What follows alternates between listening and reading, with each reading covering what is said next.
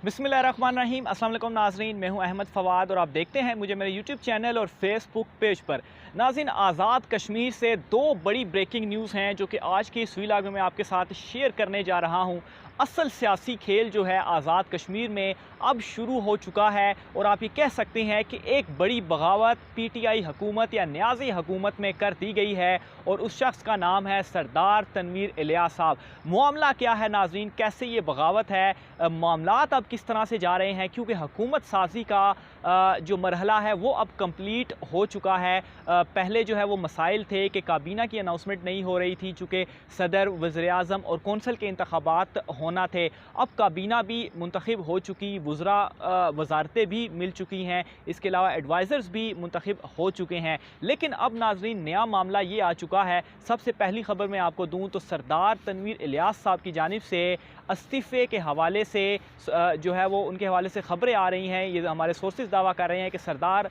तनवीर इलियास ने इस्तीफ़ा देने का, अपनी वज़ारत से मुस्ताफ़ी होने का फ़ैसला जो है वो कर लिया है। बाकायदा तौर पर अभी उनकी जानिब से इस्तीफ़ा दिया तो नहीं गया, लेकिन ऑब्वियसली ये फ़ैसला किया जा चुका है। और इसकी रीज़न्स क्या हो सकती हैं? ऑब्वियसली इसकी रीज़न्स यही हो सकती हैं कि जिस तरीके से वो चाहते थे आज़ाद कश्मीर में हुकूमत बनाना, या वो ये चाहते थे कि उनको बड़े ओहदे दिए या उनके साथियों को बड़े ओहदे दिए जाएं, उस तरीके से मामलात नहीं हुए। सबसे पहले बैरिस्टर सुल्तान महमूद के साथ जो उनका फड्डा था वो ये था कि वज़ीर-ए-आज़म कौन बनेगा, और इस मामले में फ़र्स्ट डे से जब से इलेक्शंस जो हैं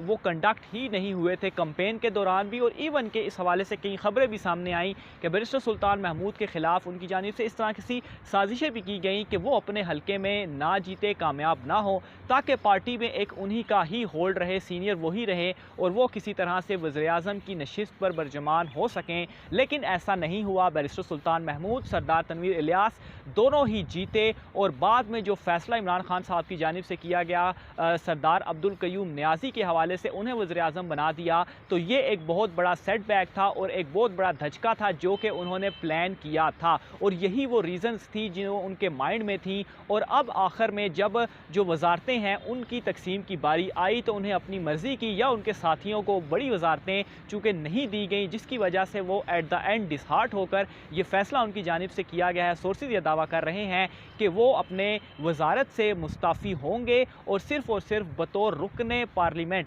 यानी कि जो अब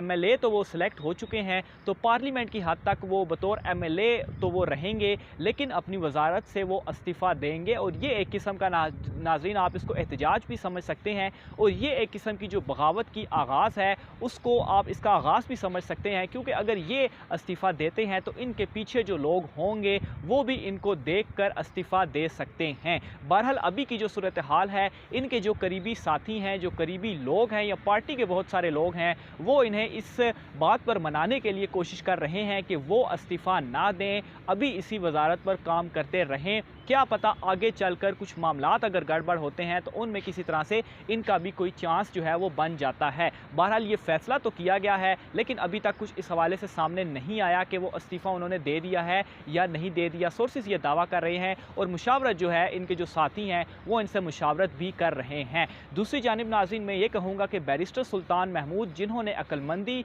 और सब्र का सबूत दिया, वो सरदार तनवीर इलियास से भी ज़्यादा सीनियर थे, लेकिन जब उन्हें वज़ारत उज़्मा नहीं दी गई तो चुप करके उन्होंने इमरान खान साहब के इस फ़ैसले को माना और सदर का ओहदा जो था वो एक्सेप्ट किया, और बिलाशुबा जितना अरसा उन्हें हो गया है कश्मीर में, वो कश्मीर की नुमाइंदगी इंटरनेशनल लेवल पर बेहतर तरीके से वो कर सकते हैं। बहरहाल यहाँ पे एक बड़ी मात दी है बैरिस्टर सुल्तान महमूद ने सरदार तनवीर इलियास को, और सरदार तनवीर इलियास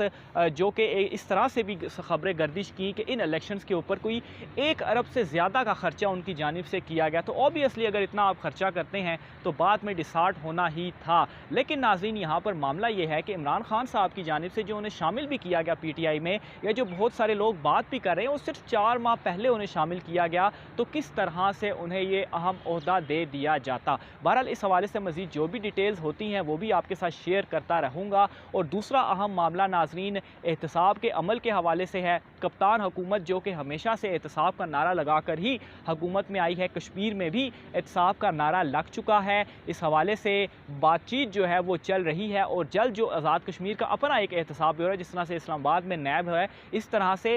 وہاں پر بھی ایک احتساب کا اپنا ادارہ ہے، انہیں یہ کہا جا چکا ہے کہ اب جو ہے جو لوگ جو بیوروکریٹس جو کرپٹ ہیں، جو سیاستدان کرپٹ ہیں، ان کے خلاف کارروائی ہوگی اور احتساب بیورو جو وہاں کا ہے وہ اپنا گھیرا تنگ کرے گا، گرفتاریاں بھی جو ہیں وہ کی جائیں گی۔ یہ فیصلہ ہو چکا ہے، حکم اب ان کو دیا جانا ہے اور جو کرپٹ عناصر ہیں، جو کرپٹ بیوروکریٹس ہیں، سب کی باری آئے گی اور احتساب کا جو عمل ہے وہ چلے گا اور سب ایک مرتبہ جھاڑو جو ہے وہ پھرنے جا رہا ہے۔ تو یہ ناظرین دو اہم خبریں تھیں جو کہ میں نے آپ تک پہنچانی تھی۔ آپ لوگ اپنی رائے کا اظہار لازمی کیجیے گا، سب سے پہلے سردار تنویر الیاس کے معاملے کے اوپر کہ جتنی جلدی وہ ڈسہارٹ ہوئے ہیں اور استعفے کا فیصلہ ان کی جانب سے کیا گیا ہے، آپ کیا رائے دیں گے کہ انہیں استعفیٰ دینا چاہیے یا نہیں دینا چاہیے یا صبر کرنا چاہیے؟ اور دوسرا یہ جو احتساب کا عمل اب آزاد کشمیر میں بھی ہوگا، اس حوالے سے آپ کیا کہتے ہیں؟